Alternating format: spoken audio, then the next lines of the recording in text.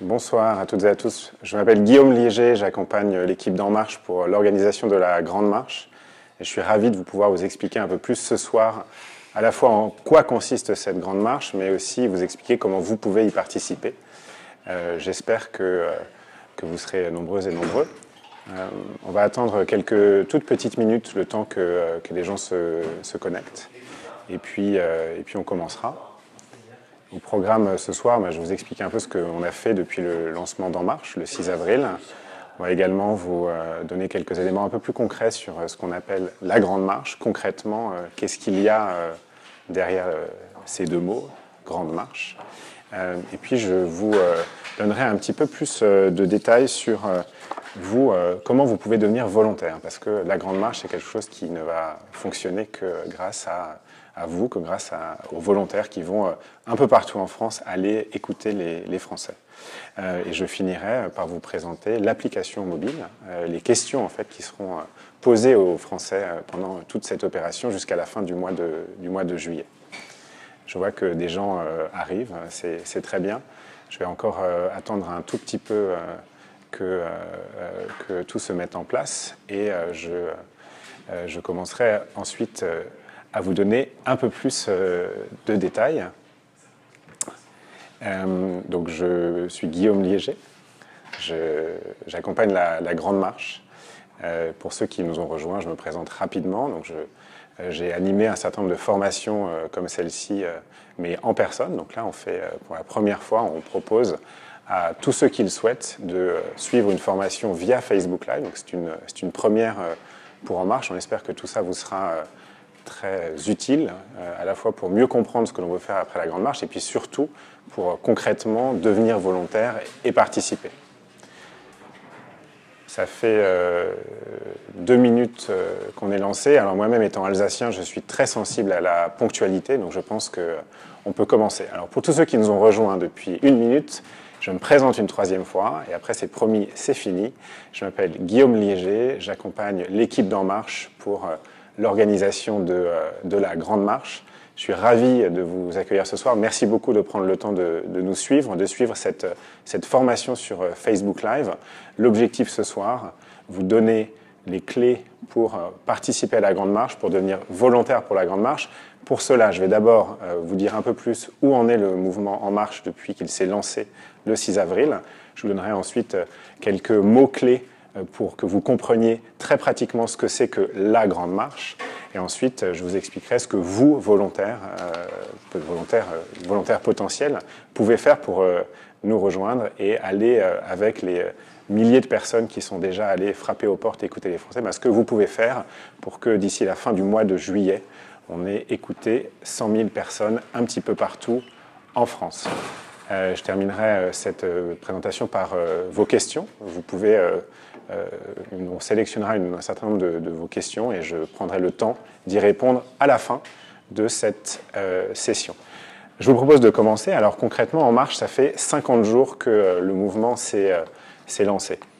Qu'est-ce qui s'est passé pendant ces 50 jours? Alors, à la fois, énormément de choses, et notamment la préparation de cette opération qui s'appelle la Grande Marche et dont le lancement officiel a lieu ce samedi, dans 2 jours, donc après-demain. La Grande Marche sera lancée officiellement et ensuite ce sera tous les jours jusqu'au mois de juillet. Lancement samedi et tous les jours jusqu'à la fin du mois de juillet, un peu partout en France. Des volontaires comme vous, on espère, iront participer à cette Grande Marche dont l'objectif est d'aller écouter 100 000 Français. Donc depuis le lancement du mouvement, il y a eu beaucoup de travail qui a été fait pour préparer cette opération, pour développer des outils de formation, pour expliquer aux volontaires, aux personnes qui étaient intéressées, comment faire pour participer concrètement à la Grande Marche, pour développer aussi une appli mobile qui est utilisée pour collecter les témoignages auprès des Français. Donc tout ce travail-là, ça a été lancé dans la foulée du lancement du mouvement En Marche, et l'objectif est d'être fin prêt pour après-demain, et ensuite d'aller sur le terrain jour après jour jusqu'à la fin du mois de juillet. Donc j'ai beaucoup dit Grande Marche. Qu'est-ce qu'il y a derrière concrètement cette Grande Marche? Alors il y a 2 idées fondamentales. La première, c'est qu'avec la Grande Marche, on veut aller faire un diagnostic du pays. Première chose. Deuxième chose, on veut faire ce diagnostic pas n'importe comment, on veut le faire en porte-à-porte. On veut aller voir les gens directement chez eux. Et je vous expliquerai un peu plus en détail pourquoi est-ce qu'on veut faire cela en porte-à-porte.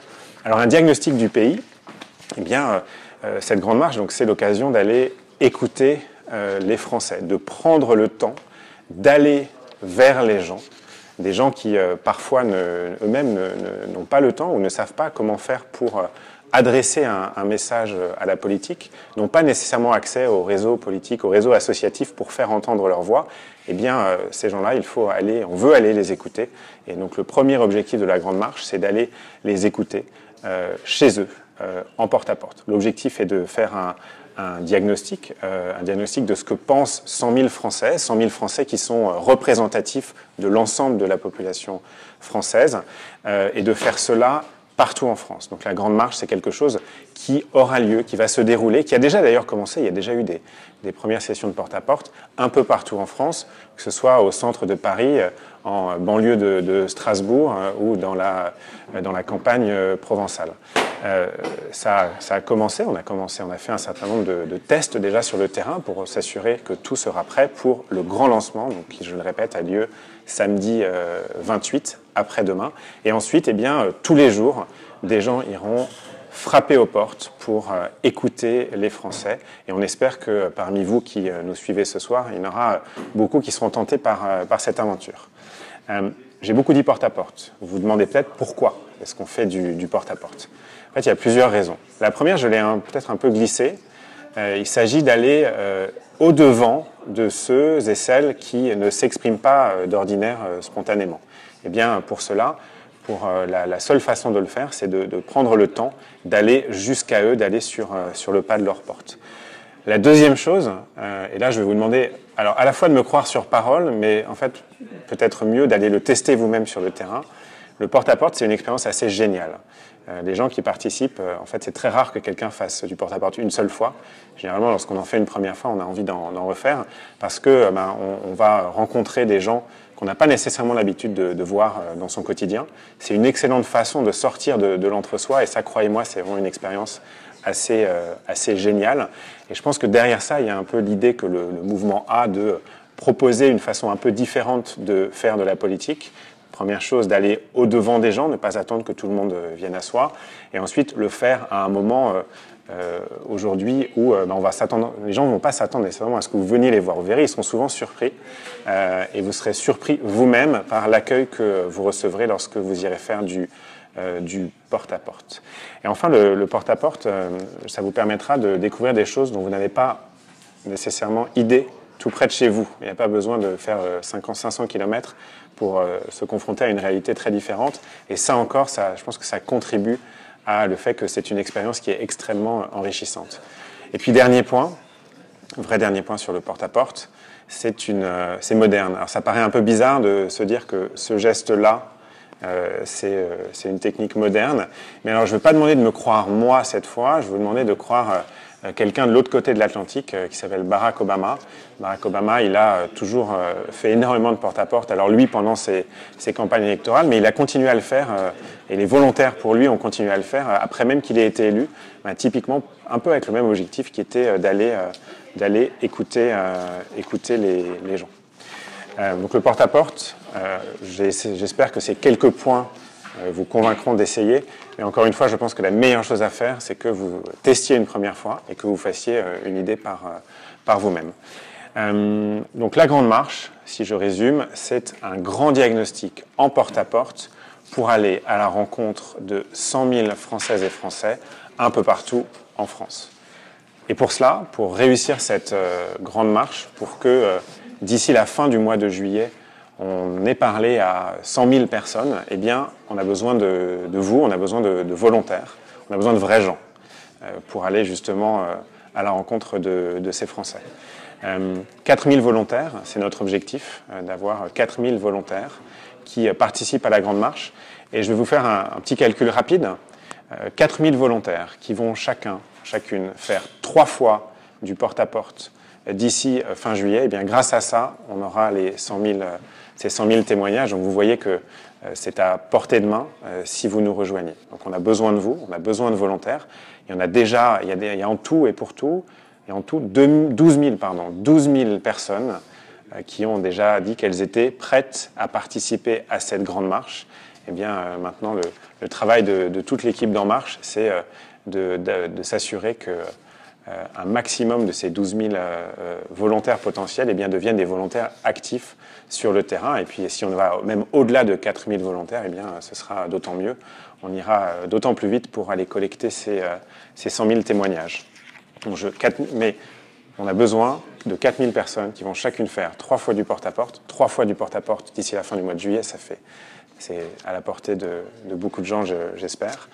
Et grâce à cela, on atteindra 100 000 témoignages. Alors, qu'est-ce qu'on va demander aux gens? Parce que c'est bien d'aller frapper aux portes, c'est bien de prendre ce temps-là, mais pour bien le faire, eh bien, l'équipe d'En Marche a élaboré un questionnaire. Et ce questionnaire, eh bien, il est disponible dans une appli mobile qui est téléchargeable sur les différents stores, que ce soit Android ou iOS. Et on vous expliquera d'ailleurs à la fin de ce Facebook Live comment vous pouvez, si vous êtes intéressé, eh bien, nous envoyer vos coordonnées afin qu'on vous explique, qu'on vous donne accès, qu'on vous donne un code d'accès à cette appli mobile pour que vous aussi, vous puissiez, autour de vous, aller interroger des gens. Ça peut être des voisins. Vous serez sûrement surpris si vous allez parler à vos voisins parce qu'ils vous raconteront. Ça peut être des collègues de travail, ça peut être des gens que vous rencontrez autour de l'école de vos enfants. Ça peut être des gens avec qui vous faites du sport, avec qui vous avez des projets associatifs. Il n'y a pas de limite. On veut vraiment s'assurer de parler à des Français de tous horizons, partout en France. Et donc, on va utiliser cette appli mobile pour collecter ces témoignages et collecter les réponses à ce questionnaire qui est organisé autour de 8 questions que je propose de vous expliquer, dont je propose de faire la liste maintenant et de vous donner un peu d'explication sur chacune de ces questions. La première question de la Grande Marche, eh bien, c'est si vous aviez une chose à demander à la politique, qu'est-ce que ce serait? Si vous aviez une chose à demander à la politique, qu'est-ce que ce serait?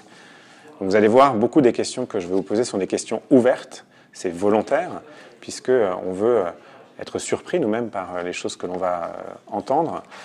Et surtout, on veut aussi collecter ce qu'on appelle entre nous des verbatims. Un verbatim, c'est une phrase un peu marquante que les gens que vous allez rencontrer vont pouvoir dire. Et ces verbatims, on veut pouvoir les enregistrer. Donc, pour avoir un maximum de verbatims, pour susciter un maximum, j'allais dire, de réactions presque spontanées des gens qu'on va voir, eh bien, les questions sont volontairement formulées de façon ouverte. Et la première, vous l'avez vu, elle est très ouverte. Si vous aviez une chose à demander à la politique, qu'est-ce que ce serait? C'est la première question. La deuxième question, elle est un peu plus concrète. On va demander aux gens de regarder un peu autour d'eux et de citer une initiative concrète, un projet autour de chez eux qu'ils trouvent génial et dont ils aimeraient qu'on parle davantage.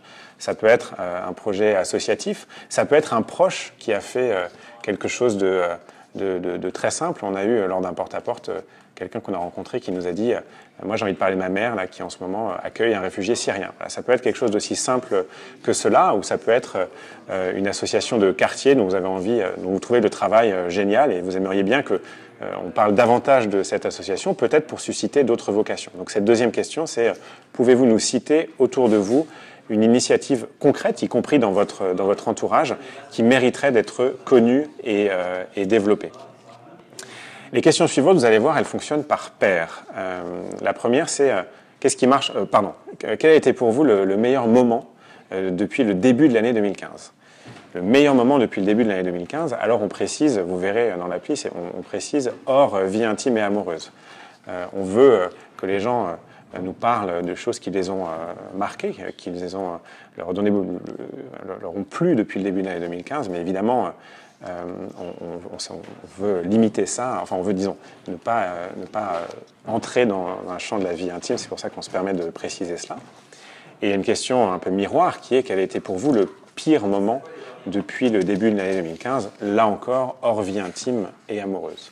Donc vous voyez des questions qui sont relativement ouvertes, et vous verrez en fait, quand vous irez parler aux gens, lorsque vous poserez ces questions, au fur et à mesure du questionnaire, ils sont de plus en plus à l'aise avec cette façon un peu ouverte de poser des questions. Ils sont de plus en plus à l'aise. Et ce qu'ils vous disent est de plus en plus riche. C'est pour cela que lorsque vous utiliserez notre appli mobile, La Grande Marche, on vous rappellera de collecter un maximum de verbatim, de phrases extrêmement marquantes que les gens vont prononcer. Un exemple, lors d'un porte-à-porte la semaine dernière, quelqu'un qui a été rencontré par des volontaires, à un moment donné, s'arrête en fait, il était en train de répondre à une question, et puis il s'arrête d'un coup et il dit cette phrase que moi, à titre personnel, j'ai trouvée assez marquante. Il disait, en fait, aujourd'hui, ce qui devrait marcher, c'est l'Europe, mais ce qui ne marche pas, c'est l'Europe. Dans cette phrase, je trouve qu'il y a énormément de choses. Il y a de l'espoir, il y a une envie, il y a un soutien à cette idée d'Europe, mais aussi un peu de dépit sur le fait que ça ne marche pas assez. Eh bien, vous voyez, moi j'ai essayé de le dire avec 2-3 phrases relativement maladroites. Le verbatim, qui est exactement ce que cette personne a dit, je trouve que ça résume énormément de choses de façon extrêmement parlante. C'est ça un verbatim. Et là encore, on aimerait en avoir énormément parce que c'est des choses qui rendent tous les témoignages que vous avez collectés extrêmement concrets. Je continue la liste des questions. Donc après le binôme de questions sur le meilleur moment depuis début 2015 et le pire moment depuis le début 2015, eh bien on va demander aux gens ce qui marche en France. D'après vous, qu'est-ce qui marche en France? Et là, cette question est assez géniale et marche très bien, vous verrez. Vous serez agréablement surpris, j'espère. Et puis il y a une question miroir qui est qu'est-ce qui ne marche pas en France?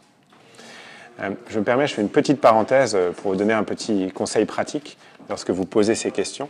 C'est très tentant d'essayer d'enchaîner, d'essayer de suggérer des réponses. Il y a un exercice que j'aime bien suggérer aux personnes qui participent aux formations, alors que ce soit des formations comme ici à distance, ou que ce soit des formations avec les gens en face à face, disons. Comptez jusqu'à 5 dans votre tête une fois la question posée. Vous verrez, ces 5 secondes, c'est rien, ça passe hyper vite, mais c'est les 5 secondes qui mettront la personne en face de vous un peu à l'aise, lui permettront un peu de réfléchir, et puis c'est ça qui finalement suscitera des réponses de qualité, des réponses surprenantes. Donc ces deux questions, qu'est-ce qui marche en France, qu'est-ce qui ne marche pas en France, là encore ce sont des questions ouvertes. Et puis on finit par un dernier binôme de questions. Le premier, qu'est-ce qui vous, concernant votre avenir personnel, qu'est-ce qui vous inquiète le plus? Ça c'est une question qui peut-être est un peu dure, qui peut susciter des réponses parfois un petit peu dures. Mais on essaye de finir par une petite touche d'espoir, puisque la dernière question est toujours en ce qui concerne votre avenir personnel, quelle est votre plus grande source d'espoir? Ça, c'est la dernière question de ce questionnaire de la Grande Marche. Donc, les deux dernières questions concernant votre avenir personnel, qu'est-ce qui vous inquiète le plus? Et puis, la question miroir sur laquelle on termine, toujours concernant votre avenir personnel, quelle est votre plus grande source d'espoir? C'est la dernière de ces questions. Alors, ce n'est pas tout à fait fini, puisque pour terminer, on fait encore deux choses. On va demander quelques informations sur le profil de la personne, son prénom, son année de naissance et puis son activité professionnelle. Ou son activité estudiantine, si c'est le cas. Ces questions-là, en fait, sont très utiles puisqu'elles vont nous permettre de nous assurer, à la fin de la Grande Marche, que les 100 000 conversations, les 100 000 témoignages que l'on aura collectés eh bien, sont représentatifs de l'ensemble de la population française. Donc, elles sont très importantes. Il faut les poser. Et juste après cela, eh bien, si la conversation s'est bien passée, on vous encourage à demander aux gens leurs coordonnées. Alors ça paraît bizarre, parce que déjà on peut se dire le porte-à-porte c'est un peu intrusif. Alors ça c'est faux, le porte-à-porte vous verrez, vous serez extrêmement bien accueilli dans 99% des cas. Et ensuite, si la conversation se passe bien, eh bien demandez systématiquement aux gens que vous venez de rencontrer s'ils sont d'accord de vous laisser leurs coordonnées. Pourquoi vous laissez leurs coordonnées? Eh bien pour 3 choses. Il y a 3 choses qu'on peut faire avec cela. La première, c'est qu'il y a des gens qui, en fait, veulent devenir adhérents en marche. Vous allez en rencontrer. C'est très simple.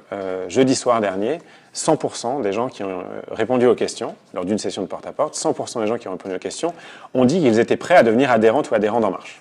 C'est quand même un très très bon taux de transformation. Première chose. Même si les gens ne veulent pas devenir adhérents, ils peuvent simplement vouloir être informés sur ce que fait le mouvement, recevoir les emails du mouvement. Et pour cela, eh bien, il faut également leur demander leur adresse mail et il faut leur demander explicitement s'ils sont d'accord de recevoir des informations.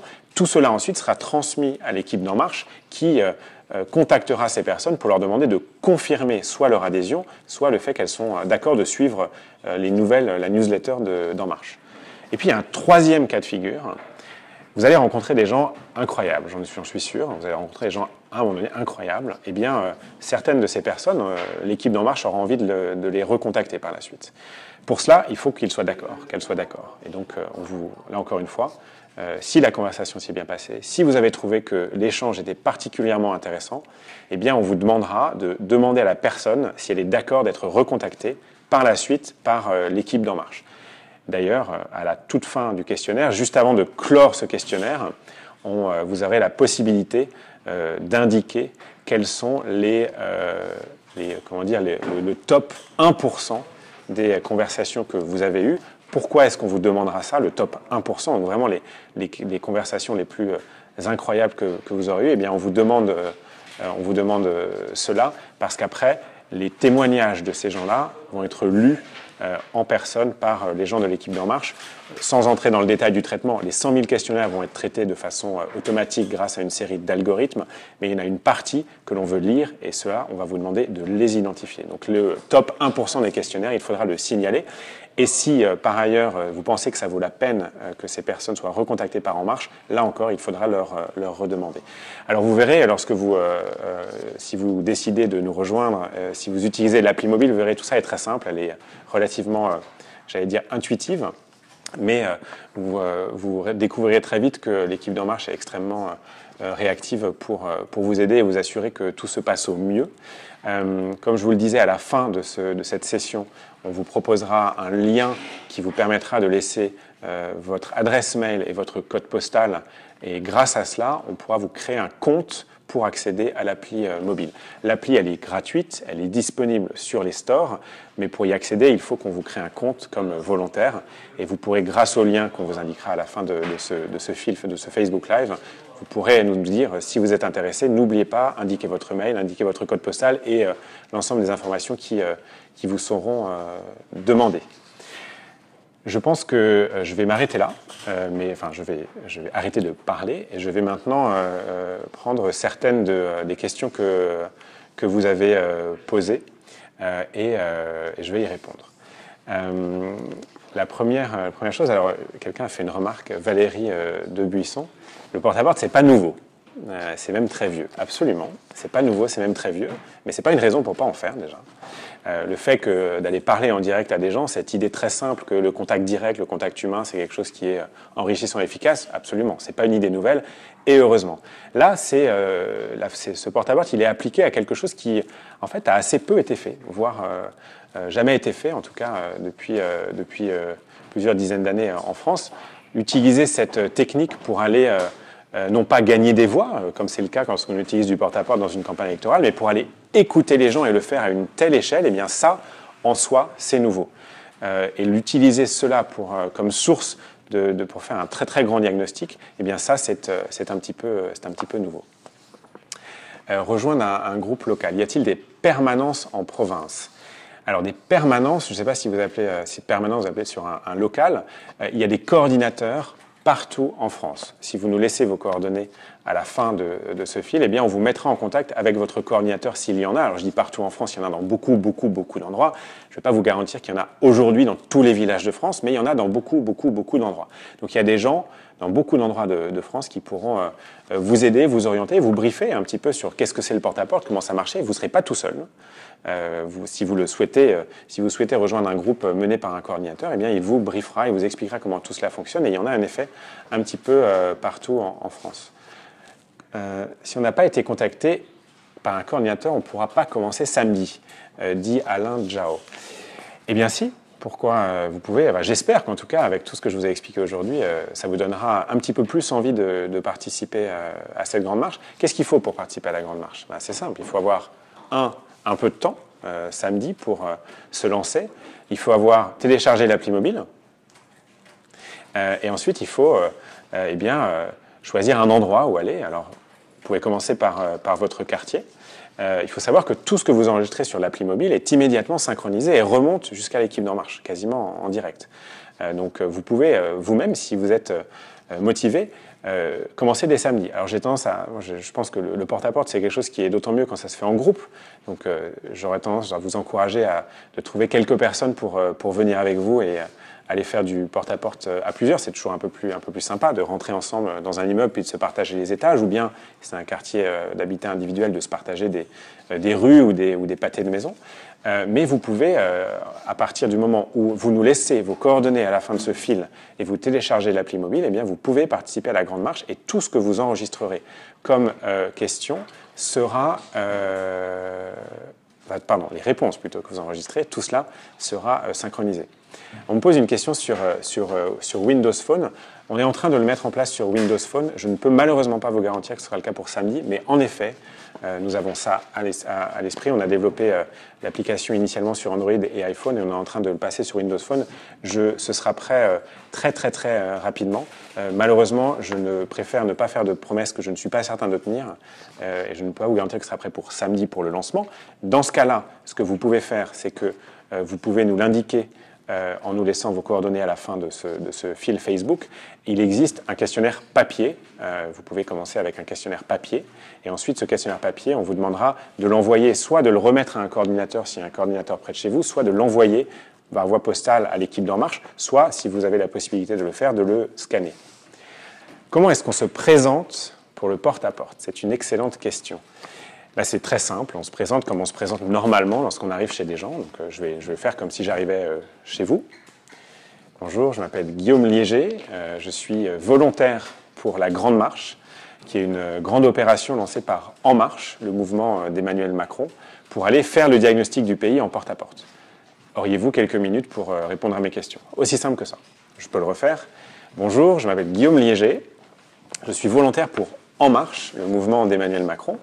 Et nous lançons en ce moment une grande opération de porte-à-porte pour aller parler à des gens un peu partout dans le pays et faire un diagnostic de ce qui se passe en France. Est-ce que vous auriez quelques minutes à m'accorder? J'ai loupé le début de la vidéo. Ce sera possible de la revoir? Absolument. Ce sera tout à fait possible de la revoir. Elle restera sur le mur de En Marche et vous pourrez la visionner tout après ça. Donc si vous tolérez mon accent alsacien pendant une demi-heure, eh bien, aucun problème, vous pouvez le réécouter en boucle. Comment passe-t-on la barrière des codes d'accès à Paris? Excellente question. Alors, c'est pas que à Paris, d'ailleurs, qu'il y a des digicodes. Néanmoins, ça peut, en effet, paraître un obstacle insurmontable. Mais en fait, c'est pas le cas. C'est pas le cas. Pourquoi? Parce que le porte-à-porte, et d'ailleurs, je n'ai pas dit un mot là-dessus, c'est peut-être l'occasion de le faire, le porte-à-porte, ça se fait à des moments où il y a du passage. Quand est-ce qu'on fait du porte-à-porte? On le fait à un moment où les gens, où il y a un maximum de gens sont chez eux. Donc c'est quand? Eh bien, c'est le soir, après le travail. Il y a un maximum de gens chez eux, donc je dirais à partir de 17h30 en province, peut-être un peu plus tard à Paris, et puis on peut continuer jusqu'à 20h, 20h30 à Paris. L'idée est d'arrêter quand les gens se mettent à table. Donc à vous de voir quelles sont les habitudes culinaires de votre région. J'imagine que dans le sud, c'est un peu plus tard. En Alsace, d'où je viens, il ne faut surtout pas... les gens dînent extrêmement tôt. Plaisanterie à part. Donc ça dépend. Je vais vous dire, la règle générale, c'est quand les gens sont rentrés du travail. Donc on dit, si je devais donner une règle, c'est en province à partir de 17h30, à Paris une heure plus tard, et puis on va jusqu'à 20h, 20h30 maximum. Puis le week-end, eh ben, c'est la fin de matinée, avant le déjeuner, et la fin d'après-midi. Alors du coup, ça ne répond pas directement à la question des digicodes. Eh bien, si vous allez faire du porte-à-porte à un moment où les gens sont en train de rentrer chez eux, vous aurez du passage. Et donc qu'est-ce que vous faites? Vous attendez que des gens entrent ou sortent, et lorsqu'ils le font, vous allez vers eux, et vous vous présentez, comme je viens de le faire, et vous leur demandez s'ils sont d'accord de vous laisser entrer dans l'immeuble. Et en fait, dans la grande majorité des cas, pour ne pas dire tout le temps, eh bien, les gens vous laisseront entrer. Donc je dis tout ça d'expérience. J'ai eu la chance de faire du porte-à-porte dans quasiment un peu partout en France, donc dans des configurations très très différentes.